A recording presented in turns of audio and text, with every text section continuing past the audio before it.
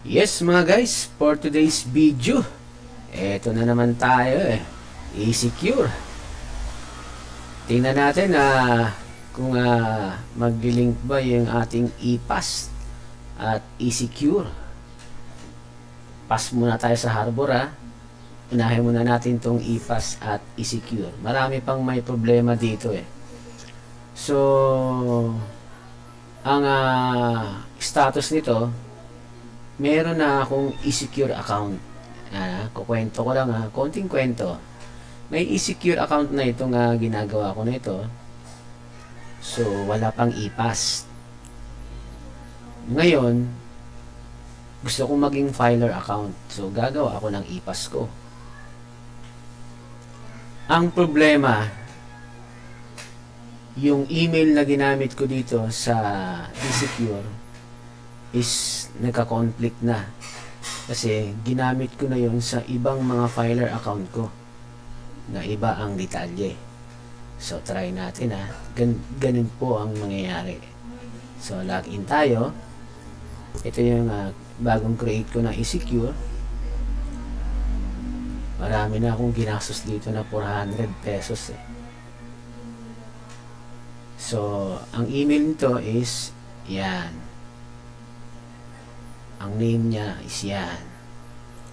So, punta ako sa e-pass kasi wala pang e-pass account to Ang problema, si email na ginamit ko dito, ito, is nandun sa isang filer account ko na. Naka-credentials na dun. Naka-register na. So, punta na tayo sa e-pass. So ito yung username niya. Naalala ko kasi na meron na nga pala talaga yung mga previous na ginawa ko. So ayan, login natin. So ang sabi niya may e-secure account na daw na detected. So nagmatch yung email nung dati kong e-pass dito sa ginawa kong e-secure na nagli-link yung email, yung official email ko doon. Kaya hinahanap niya si e-secure. So sige, e-secure tayo. Ayan na. Ang sinabi naman niya, walang e-pass. So redirected dito sa enrollment.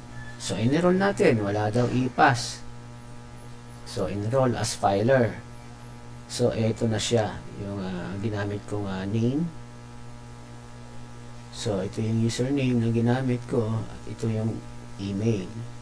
So, ito yung kasi yung nakaregister sa e-secure niya para dito. Yan. Yan kasi yung nakaregister. Pero, itong email na to is ginamit ko na sa previous filer account ko. Yan intindihin niya Isasubmit natin. Tingnan mo ano mangyayari. Creating daw, pero hindi nakapag-create kasi a filer user is already registered with this email. Diba? If this is your account, please log in instead. So yun, nagkakaroon ng conflict sa email at saka sa name. So, pag may na-detect si e-secure na may ginawa kayong e-secure account at may mga previous kayong mga e-pass na ginawa dati, ayun na, magko-conflict na yan. So, try natin. Ay, sinasabi nito, login daw, here. Hindi. Ayun, sinabit na natin kanina, diba? So, login na. Balik na naman sa e-pass. So, ito nga yun ito na nga yun nilalagin na natin. Sasabihin na naman niya may e-secure na na-detect. Sige, punta tayo sa e-secure. Anong sabi? Yun na naman, may e-pass daw. Sige, may e-pass nga. Oo nga, may e-pass, pero hindi natin mabuksan. Kahit na enroll mo as a company yan, ganun pa rin yan. Hahanapin naman niya yung company. Kung register naman yung filer account gagawin natin Cancel. So, enroll as filer. So, submit natin. Oh, wala. Ulit-ulit lang.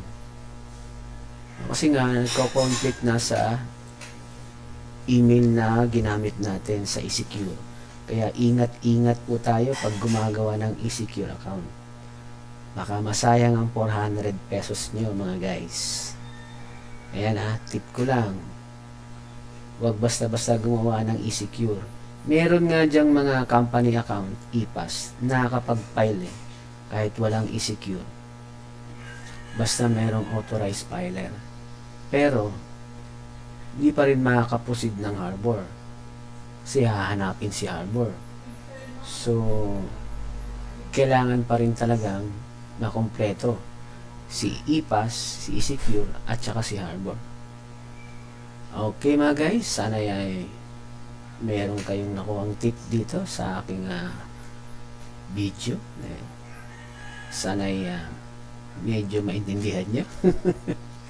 Okay, thank you for watching.